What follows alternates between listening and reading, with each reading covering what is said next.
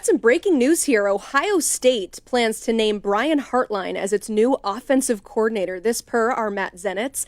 Hartline has made a massive impact on this OSU offensive staff, recruiting high-end wide receiver talent seemingly every single year, including a guy I know you've heard of, Jeremiah Smith. So I got to ask you, Coop, just from a talent acquisition standpoint, he's got it in spades. So what do you think of this move, this promotion to offensive coordinator? Well, we talked to Dave Biddle, who covers Ohio State, a little bit earlier in the week, and he suggested that this was on the table and that it would more than likely happen. And now we're here.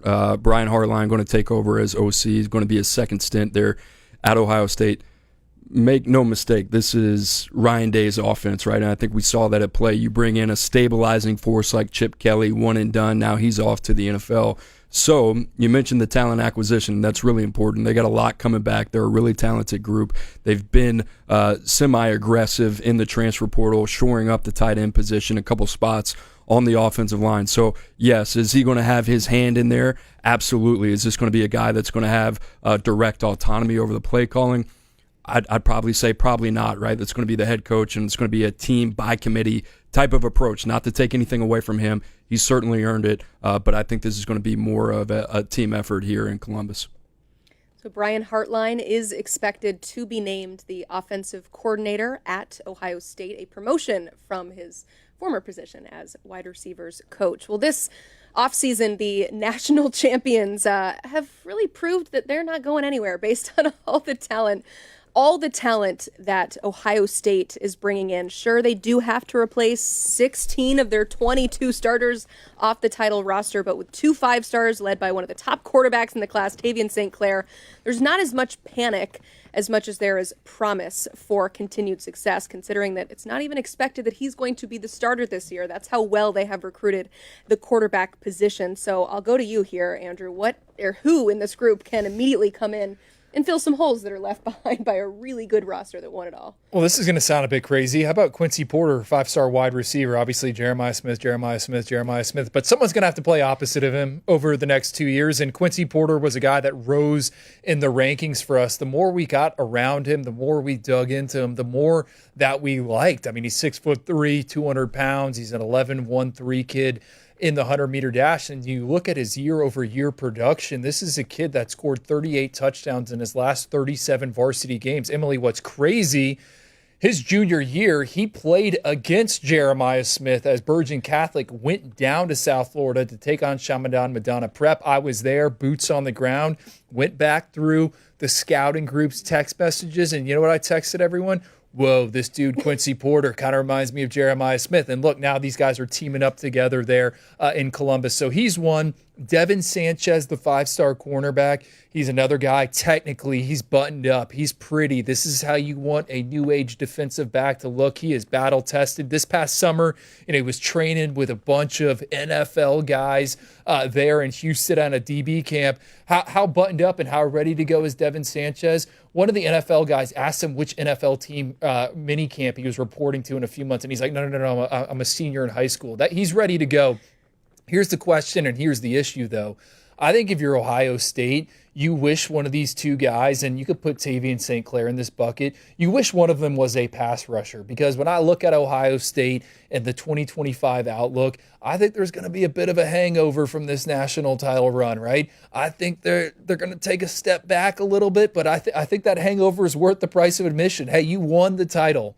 All right, now you got 2 new coordinators. You're losing a lot. I think some of these issues that they've had, that they've been able to patch forward, they're going to rear their head. And really, it's that defensive line. They're losing Jack Sawyer. They're losing Ty Hamilton, Tyleek Williams, JTT. I mean, that's a hard group to kind of replace up front. And the guys they got in the high school ranks, we like them. They're more developmental, 1 to 2 years away. So that pass rush to me is a big question mark heading into 2025. Good thing for Ohio State, if you're looking at a title defense argument here, you got the 2 best players in college football, right? And one's on offense, one's on defense, Jeremiah Smith and Caleb Downs. Caleb Downs, it feels like he's been playing football at this level for about 10 years, right? He's just such a pro the way that he plays the game. So new offensive coordinator, obviously it's going to be an advantageous situation for them to step into. I think defensively, like you said, that was kind of their safe haven throughout the year, especially after the loss to Michigan. They ramped it up. Give a lot of credit to Jim Knowles, who's now at Penn State. But think about what they did in the transfer portal. Max Clare is a guy that's ranked in the top 20 for us in the transfer portal rankings. He had over 750 yards receiving last year. Not a lot of people are talking about him. I get it. Tight end is not the sexiest position in the world. And Drew, we like some of those younger guys in the receiving room. Carnell Tate, Brandon Ennis, I think those guys are going to get more opportunities than what they've had over the last couple seasons. This is going to be a really, really interesting kind of a passing attack for Ohio State. The thing for me, Drew, you mentioned the defensive line, which is definitely something, if you're an Ohio State fan, you got to be paying attention to. Man, what the work that they did on the offensive line, and the offensive line coach, Justin Fry, he's another guy that left. He's off to the Arizona Cardinals, right? So they got to replace that position, which I believe they made a hire today with the offensive coordinator from Vatech coming over. So they bring in some guys. Phillip Daniels, a young guy, started 4 games for Minnesota last year in conference. Another tackle from Rice. Not even going to try to say the name. Guy started over 30 games, but he's a versatile kid. He's what you want. He's got the traits that you seek at the position. So they've done some nice things. They're not big spenders in the portal. People are going to laugh at that and say, oh, they had the $20 million roster last year. They did. But a lot of those guys, they acquired out of high school, and they retained those guys, and they've done a really good job adding a little salt, adding a little pepper here and there. So I think they're going to be in that position. Are they in the strength of position that they were last year? That's a big question mark, but this is still one of the most very talented teams in the country. Definitely doing the same strategy with retention for those guys that you mentioned, like a Caleb Downs and a Jeremiah Smith, who I imagined if put on the open market would have gotten a pretty penny. And so Ohio State keeping those guys around. Still TBD on who will be coaching the defense, but I want to ask about the quarterback position, because I kind of slid that in at the beginning of this segment, is just that we don't expect their highest ranked player in this class, quarterback Tavian St. Clair, to play as a freshman. It looks like all eyes are maybe on Julian Sayin, but what say you?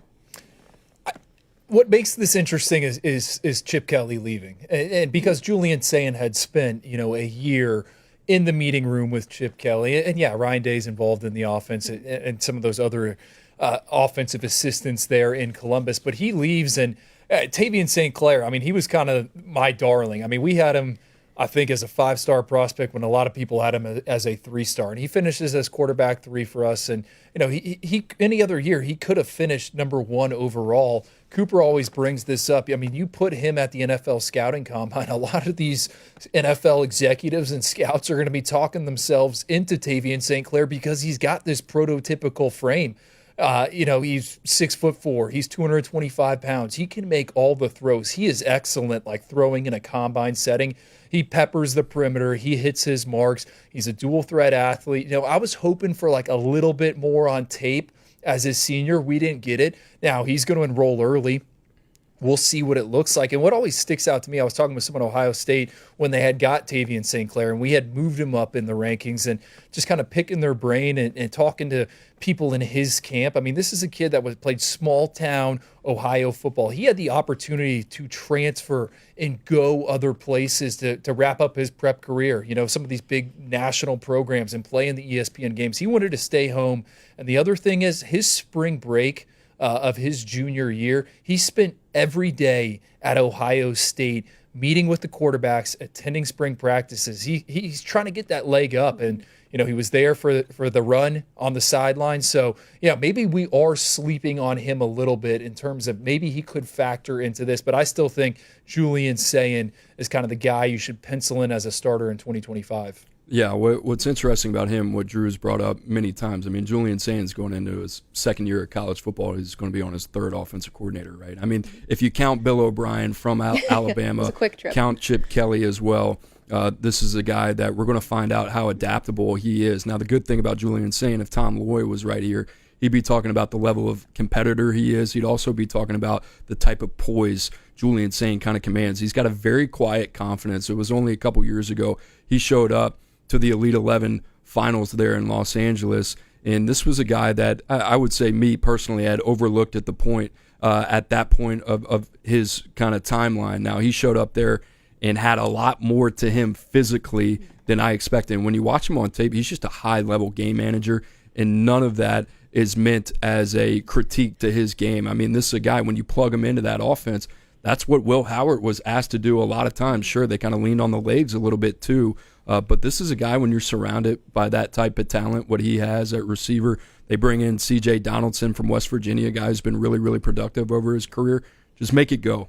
Stay ahead of the sticks. Put them in second and third in manageable situations, and I think that's what Julian Sain can do. Yeah, he impressed a lot of people in Ohio State's spring game last year. But, man, what an Ohio State problem. Which five-star quarterback should we plan to start next season? Certainly not a wrong answer there, but we'll see what the Buckeyes do with their quarterback position and a lot of the pieces that they have to fill in from the class that won the national title. And our friends at bucknuts.com will have you covered on everything that is happening with Ohio State.